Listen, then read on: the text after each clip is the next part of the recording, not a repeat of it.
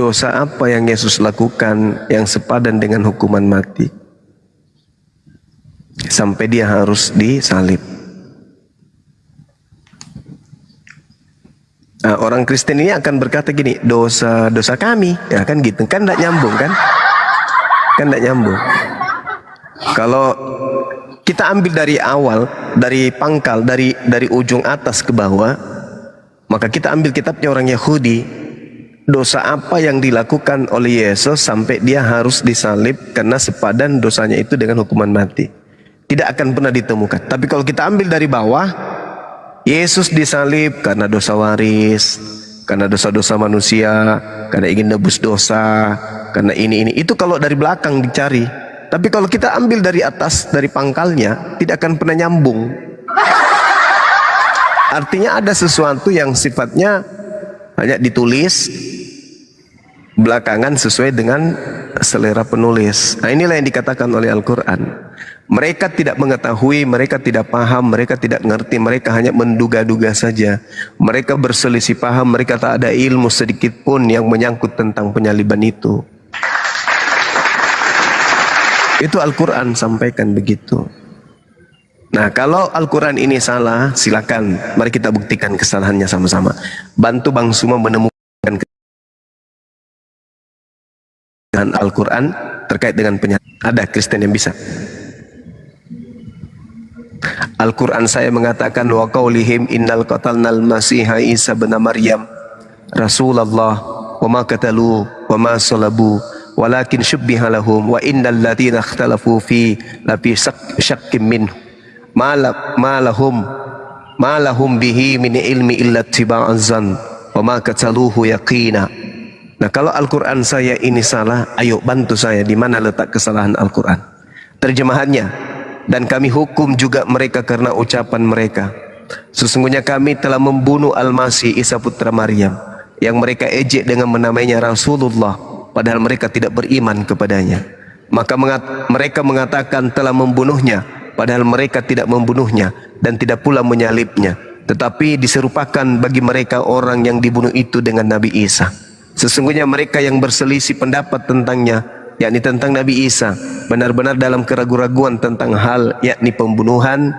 Mereka tidak mempunyai sedikit pun pengetahuan menyangkut hal itu, yakni tentang pembunuhan Nabi Isa, dan apa yang mereka katakan kecuali mengikuti persangkaan belaka. Dan mereka tidak membunuhnya dengan yakin. Mereka tidak membunuhnya dengan yakin. Kalimat terakhir, mereka tidak membunuhnya dengan yakin. Nah, memang mereka tidak ada klarifikasi bahwa mereka telah benar-benar membunuh, tak ada. Dari pelaku orang-orang Roma, orang-orang Yahudi, tidak ada. Yang sampai ke kita hari ini hanya pengabaran Bible saja. Tak ada pengabaran dari internal Yahudi. Sementara mereka adalah tuan rumah. Sedangkan cerita-cerita yang sampai ke kita adalah buku-buku yang dituliskan jauh setelah kejadian. Pertama, Markus ditulis tahun 64 sampai 67. Lalu Matius ditulis tahun 66. Petrus ditulis tahun 81 sampai 96. Yohanes antara tahun 40 sampai 140. Lukas tahun 62. Dan kitab Wahyu di antara tahun 100. Berarti mereka tidak yakin karena mereka tidak hadir pada saat itu. Nah, kalau ada orang Kristen yang mampu membuktikan kesalahan kitab suci saya Al-Quran yang menerangkan tentang penyaliban ini, ayo silakan naik, kita diskusikan dengan ilmiah. Lalu mengatakan Al-Quran datang di abad ke-7, lebih hebat kitab saya. Karena kenapa?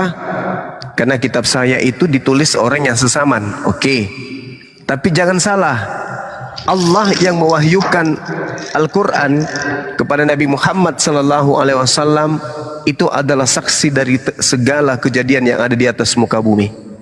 Wa kafa billahi syahida, dan cukuplah Allah sebagai saksi. Allah yang menyaksikan semua kejadian. Sedangkan Lukas tidak menyaksikan, Markus tidak menyaksikan, Paulus tidak menyaksikan, penulis Matius, penulis Yohanes tidak ada pada saat kejadian. Tetapi Allah yang maha melihat. menyaksikan setiap apa yang ada dalam dada batin manusia, apalagi yang terjadi. Wa kafa billahi syahida. Itu jelas itu. Nah, sedangkan kalau umat Islam berbicara tentang kaidah ini, umat Islam selalu mengacu kemudian kepada Al-Quran, tidak pernah kemudian lari dari Al-Quran itu. Apa kata Nabi Isa ketika ditanya, wahai Nabi Isa, apakah engkau yang mengajarkan mereka menuhankan diriku? Nabi Isa mengatakan, in kuntu qultu faqad alimta ta'lamu ma fi nafsi wa la a'lamu ma fi nafsi innaka anta 'allamul ghuyub. Maha suci engkau, kata Nabi Isa. Aku tidak pernah mengatakan itu. Jika aku pernah mengatakannya, tentu engkau telah mengetahuinya. Engkau mengetahui apa yang ada pada diriku, dan aku tidak mengetahui apa yang ada padamu. Sungguh engkaulah yang mengetahui segala yang gaib. Lalu beliau kemudian mengatakan di hadapan Allah, apa kata Nabi Isa?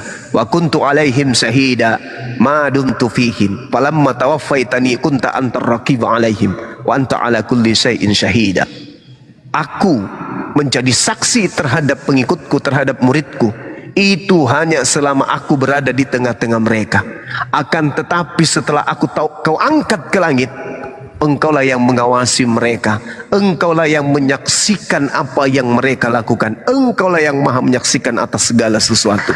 Jadi yang maha menyaksikan ini kemudian mewahyukan keadaan yang disaksikannya itu kepada baginda Rasul Muhammad SAW. Wahai Nabiku Muhammad, sesungguhnya yang mereka salib itu bukanlah Nabiku Isa alaihissalam, melainkan orang yang yang kuserupakan untuknya. Sesungguhnya mereka hanya berselisih paham tentang apa yang mereka lakukan, yaitu tentang pembunuhan dan penyaliban terhadap Nabiku Nabi Isa. Mereka benar-benar dalam keraguan-raguan, wahai Nabi Muhammad, tentang pembunuhan, tentang penyaliban. Mereka sedikit pun tidak mengetahui dan tidak memiliki ilmu menyangkut hal tersebut. Dan apa yang mereka katakan itu, wahai Nabiku, tak ada kecuali mengikuti hanya prasangkaan belaka, dan mereka tidak membunuh Nabi Isaku dengan yakin. Maha menyaksikan ini mengatakan kepada baginda Rasul Muhammad SAW. Sedangkan ada gelombang dari barat, diawali dari Katolik, mengatakan Nabi yang datang di tengah-tengah Bani Israel adalah Tuhan turun menjadi manusia, mati nebus dosa manusia. Hal ini sama sekali tidak sinkron dengan tujuan Mesias datang di tengah-tengah Bani Israel. Mesias yang ditunggu oleh Bani Israel adalah manusia yang diurapi, yang bisa membebaskan mereka dari penjajahan bangsa asing. Itu Mesias yang mereka tunggu. Mereka tidak pernah bermimpi Tuhannya mereka datang menjadi bayi. Mereka tunggu Mesias selayaknya. Mereka menunggu kemudian Gedeon, mereka menunggu kemudian Hezekia, mereka menunggu Salomo, mereka menunggu Daud, mereka menunggu Musa. Seperti itulah mereka menunggu Mesias untuk mereka. Tapi setelah Mesias ini datang, mereka tolak. Masuk ke pengajaran barat, Mesias yang ditolak ini justru menjadi Tuhan. Jadi tidak ada kesinkronan antara orang Yahudi dan Kristen tentang Mesias. Mesias bagi Yahudi adalah manusia, adalah raja yang membebaskan mereka dari penjajahan. Kristus menurut Kristen adalah Tuhan yang datang dalam rupa manusia, nebus dosa-dosa manusia. Nggak nyambung. Sementara yang memiliki konsep Mesias, yang memiliki konsep Kristus hanyalah Bani Israel. Kristen ini pendatang asing dari barat yang tadinya bermula di Antioquia, Turki. Apa Mesias bagi yang menunggu Mesias? Apa Mesias bagi yang dijanjikan Mesias? Apa Mesias bagi Mesias itu sendiri? Mesias yang ditunggu adalah mereka yang bisa mengembalikan marwah pengajaran Tuhan yang datang kepada nabi-nabi sebelumnya. Itulah Yesus yang kami sebut dengan Isa alaihissalam. Sedangkan Yesus di dalam iman Kristen itu adalah oknum yang kemudian diajarkan sebagai bintang timur, yang adalah penjelmaan dari dewa yang nuzul menjadi manusia untuk menebus orang-orang Kristen dari dosa-dosa mereka. Jadi satu cerita pada kondisi TKP dan satu cerita pada kondisi di luar TKP itu sangat-sangat berbeda. Ya, silakan. Ini ada Kristen lain.